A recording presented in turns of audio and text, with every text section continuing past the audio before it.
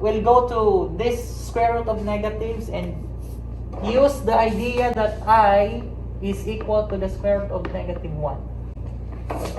So, for example, square root of negative 4. So, because the number inside is a negative, we first separate the negative 1 there. We factor this, we break that negative into negative 1 times 4. Okay? And by the way, if you have square root of AB, it's just the same as you take the square root of the first times the square root of the second. Okay? Square root of the first times square root of the second. That means here, this is just the square root of the first times the square root of the second. And what is the square root of negative 1? That is just I. Right? The square root of negative 1 is just I. And what is the square root of 4? 2. So that means the answer here is 2i. 2i. 2 times I times 2 is 2i. So there must be an I there. How about square root of negative 25? Square root of negative 25. So we just separate first the negative 1 times the 25. And then that means we get the square root of negative 1 and then the square root of 25. And we know the square root of negative 1 is just the I. Square root of 25 is 5. I times 5 is just 5i. 5i. So this time you know what is I now. Okay? Square root of negative 36 is just what?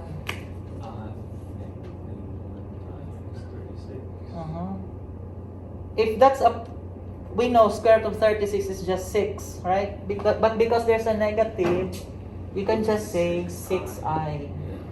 6i.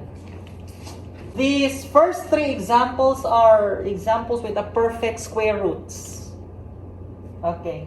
The next three examples are those that have no perfect square roots. Like the square root of negative 28.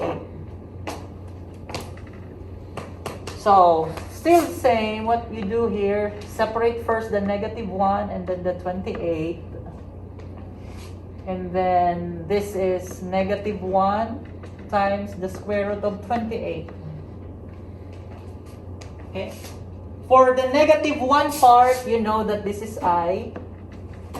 For the square root of 28, you just use what we've done yesterday. You need to break the 28. So how will you break 28?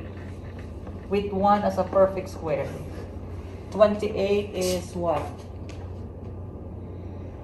1 is a perfect square. When you break the number, it's... When I say you break the number, meaning you give me two numbers equals to 28, but the other should be a perfect square. 4 times 7, right. 4 times 7. 4 is a perfect square. So now you know the square root of 4, which is 2. So it goes out of the square root and then combines it with I. And then you have a remaining of square root of 7. Okay? Square root of 4 is 2. So it goes out of the square root and combines with I. So 2i. You have 7 outside. So 2i square root of 7. That's it. And I think square root of 7 is not anymore. It's already simplified. So that's it. Okay, square root of negative 325 here. How are we going to break? You know, that negative, you can just put an I, and then the remaining, the positive part, 325, right? To remove the negative, well, we can do that as a shortcut. To remove this negative, we just put an I outside. And then the number inside becomes a positive. Okay. And now, our problem is to break this 3 to 5. How will you break 3 to 5 now? 25 times 13. Right. Should be 25 times 13. Right. Okay.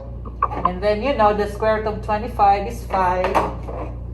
So it goes out of the square root and combines with I. So 5I. Remaining square root of 13. Yeah, square root of 13. That's it. So the answer there is 5I square root of 13. Here, there's a negative there. How do we remove the negative? Put an I outside of the square root. 4 over 5. And then you know that this, from yesterday, this is just square root of 4 over square root of 5. With an I outside. Square root of 4 is 2 over square root of 5. Okay. How do we remove the square root of 5? Multiply by square root of 5 over square root of 5. Okay. If a letter I is outside, is in front of the fraction, it means it's in the numerator. Okay? So for the numerator, you have 2I square root of 5. 2I square root of 5 all over square root of 5 times square root of 5 square root of 25.